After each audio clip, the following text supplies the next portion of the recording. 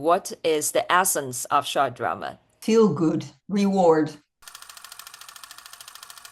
Could you briefly introduce your personal background and how you entered the vertical short drama industry? My name is Jacqueline, Jaxx for short. I'm a professional coach. I've been coaching people who need to improve their performance in whichever way for years now. And in March of 2024, I received a coaching request from an actor in LA. And I thought, okay, how did he end up with me? Because I'm located in the Netherlands.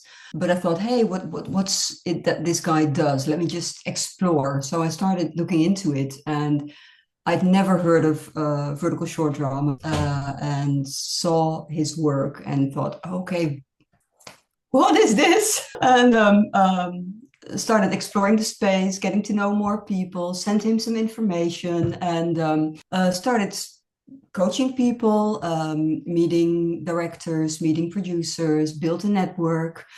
So yeah, that's basically how I got into verticals. And then I thought this is very interesting for starting creatives, because not only does it offer an opportunity for people like who want to get into acting, but I thought, hey, we can do something with that in Europe. Do sort of a work experience project because of how vertical productions work and how fast paced they are. I thought if we can bring that here and get people who now finish their school, finish their education in a creative field, pull them through a couple of productions, and then they'll have a lot of work experience at a high pace, very efficient, to start working for Dutch or European companies. So that's basically why I also thought it was interesting from the coaching and educational perspective.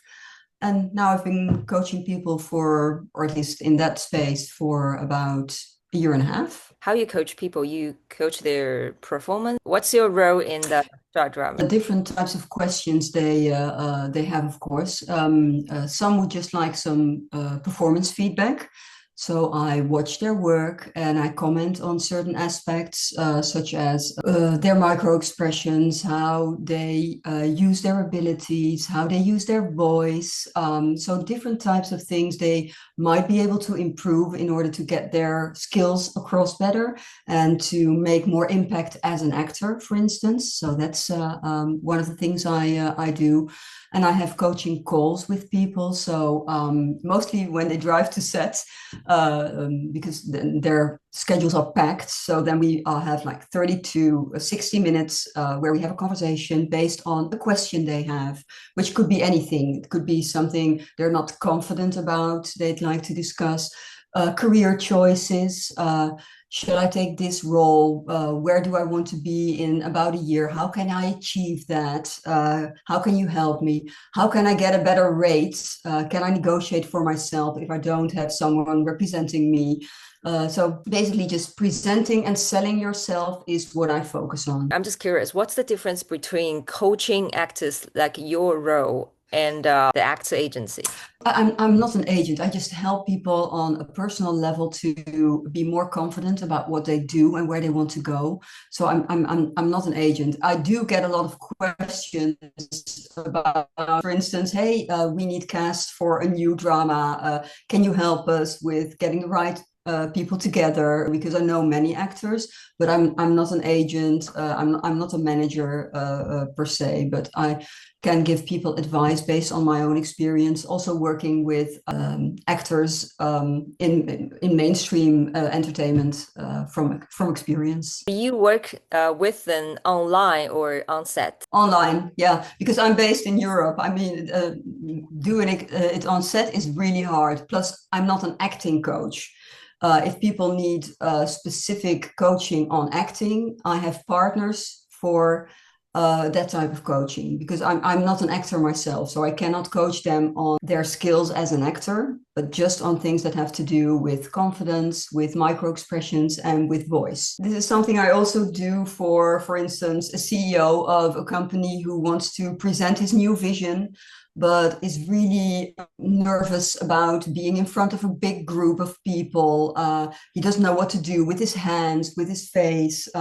he doesn't know how to get his message across. Or, for instance, a sales account manager at an IT company who has difficulty building new relationships with customers. How do you approach your conversation? How do you act? How do you mirror behavior? So how do you make a good impression? That's basically what I focus on. Any type of thing based on what their fear is, basically, what their issue is.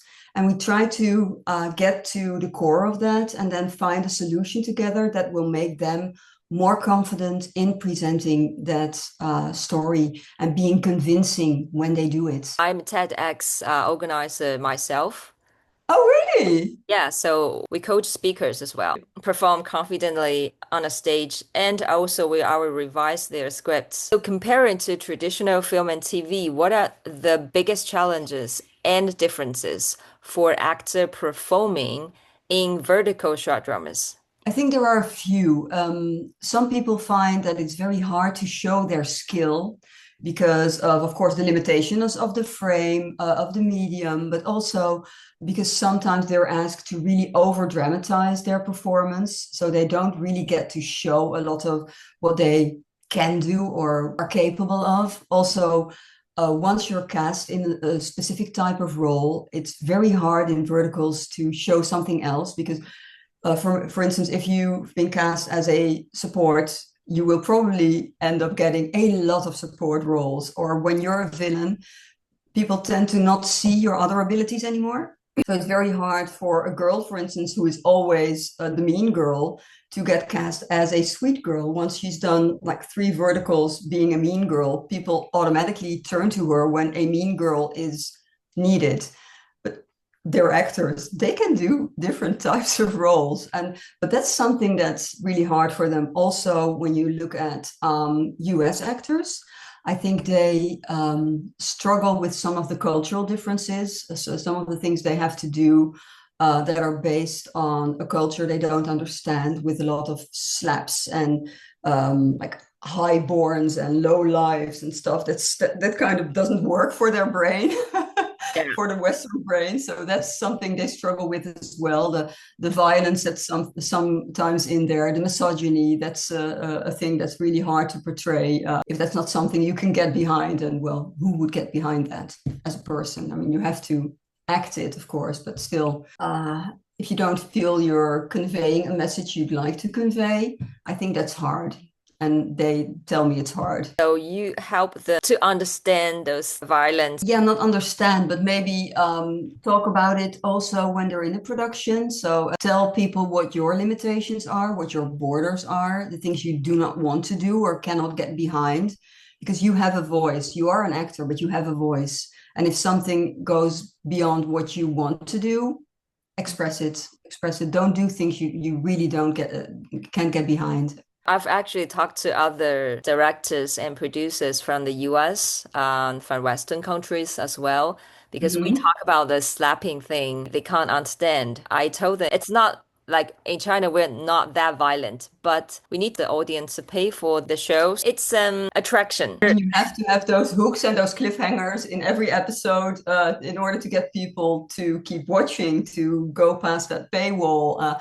But there are different things I think you can do, especially for a Western audience, to keep it attractive and keep people watching without the slapping or the violence or the grabbing someone's throat. I mean, Yeah. I know it's done for the effect, but it also conveys a message that not everyone wants to send. China currently has the most mature short drama market in the world. So, in your opinion, why do Chinese short dramas have such a strong addicted appeal? It's like Hallmark, Disney, and soap on steroids packed together. It's the pace, it's the hooks, it's the beats, it's the fact that it's mobile, the fact that people can watch a few episodes in between things and still get that reward, that rewarding feeling because something exciting has happened or something that makes them feel good has happened. And it's all in a very short period of time. And I think that really plays into current viewer needs. You don't want to sit down in front of your TV and watch an hour and a half of a movie. That's good, but not for when you're working or when you're traveling. You just want to grab like the few minutes you have, watch something. It's the main attraction is that it's easy, accessible, it's fast, it gives you that reward that people are looking for, because vertical dramas are basically addictive. It's a positive addiction because it's you're making certain hormones basically that make you feel good. I mean, it's endorphins. What aspects of Chinese short drama ecosystem are you most curious about? I'm curious about how the data is interpreted, because I know that of course all the apps they have a wealth of data of user information of viewer preferences, Mhm. but I'm really curious how it's used, because I'm sort of afraid that it's used to match the outcome platforms are looking for. So they're looking at the what's, but they're not looking at the whys. And I think that would be really interesting. But I'm not sure, because I'm not on the other end, on the back end of an app. Of course, I don't work for a platform, but I'd be really interested to see how that data is used. For instance, if they get feedback from a certain show, Mhm. and it's like, okay, it's apparently episode 32 to 38 is watched most by this demographic, this age type, blah blah blah, this region. Do they look at the why, or is it just, oh, this appeals to a certain amount of people, which makes it successful, so we'll do more of that? Because I always love it when people use data to translate it to find the whys, so you can improve and expand and not just look for confirmation, basically, because that's kind of the feeling I'm getting. They're looking for confirmation. Okay, this format is working. We might have to adapt or tweak a little here and there, but I don't necessarily see them learning and evolving from that data. But that would be like a wealth of information. That would be so interesting to use that data for more psychological insights, to expand your viewer base, to adapt your content, to make it evolve, to make this market into an industry, basically, a creative industry, which it can be. You don't have to follow the same uh, script basically, because they're rinsing and repeating the same script over and over again. But you don't have to. You can still use that attractive storyline structure for different things, for better things. They will still be appealing, and probably for a larger viewer base. The data only show you the performance, but maybe Right. psychologists will show you why this show is popular. Exactly, and why a theme worked and how you could adapt, and also for who it will work or it will not work. Because we've been doing a little research into that in the past year, and it's really interesting. It's really interesting, especially when you translate it to different types of audience and different regions of the world. You can get so much out of just how a show performs and analyzing the storyline, Hmm. but then translating it to, okay, how does that slot in with the cultural differences, location wise, demographic?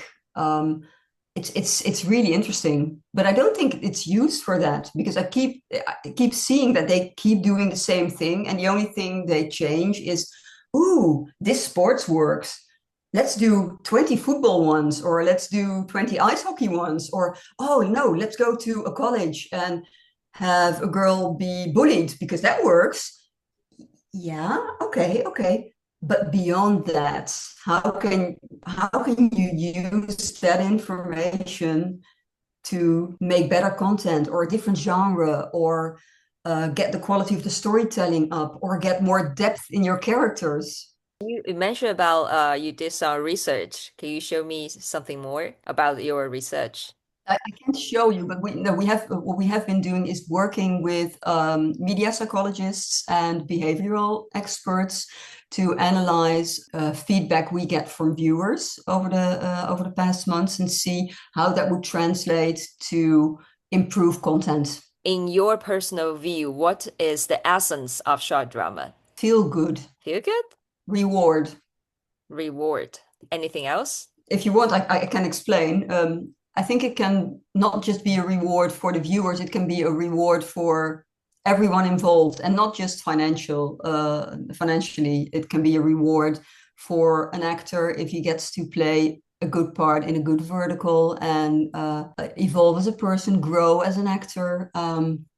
It's good for every party involved. The viewer can get a satisfied feeling, watch something they really enjoy. People producing it like that they make fast-paced, good content, so, because that's what we're aiming for, of course. So yeah, basically for everyone. What kind of short drama content do you believe the audience would be interested in, but hasn't fully been fully explored or produced yet? There are also like differences for each region and demographic, even within Europe and the Western market. But things that have a little more depth of character, depth of story, different genres, but still hitting the beats, getting different types of creatives in there, showing more than just an Airbnb or a villa,